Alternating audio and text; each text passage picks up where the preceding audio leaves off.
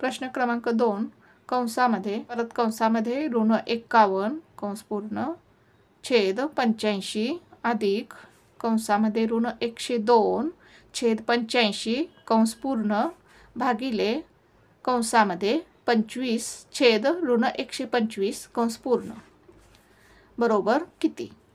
आता हे उदाहरण आपण कसं सोडवायचं पहा। प्रथम आपण काय करू, पुन्हा एक उदाहरण लिहून घेऊ।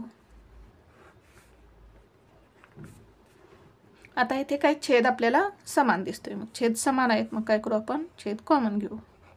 85 वरती काय येते ऋण 51 अधिक ऋण 102 कंस पूर्ण भागिले कंसामध्ये 25 छेद ऋण 125। आता इथे काय होईल पहा, 85 ऋण 51 अधिक वजा काय होईल वजा 102 कंस पूर्ण भागिले 25 छेद ऋण 125 कंस पूर्ण। आता ऋण ऋण काय करायचं, दोन्हींची काय करायची बेरीज करायची आणि काय द्यायचं ऋण चिन्ह द्यायचं।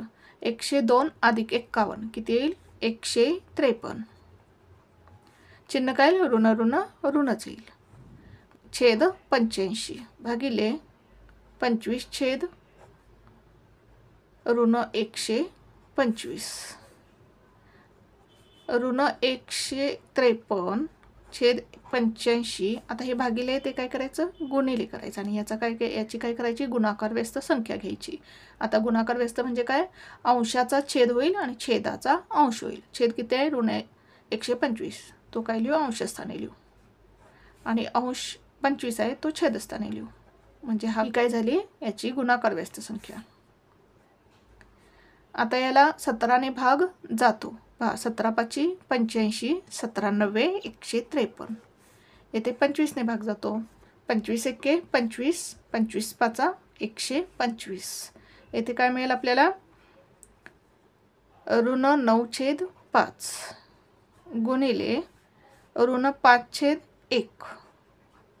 आता इथे 5 चा भाग जाईल 5 एके 5 5 एके 5 म्हणजेच काय मिळेल आपल्याला ऋण 9 छेद 1 म्हणजेच ऋण 9 गुणिले ऋण 1 छेद 1 म्हणजेच काय येईल ऋण 1 येईल बरोबर। ऋण ऋण काय होईल गुणाकार करताना ऋण ऋण धन होईल आणि 9 एके 9 म्हणजेच आपलं उत्तर काय येईल 9 पर्याय क्रमांक 3।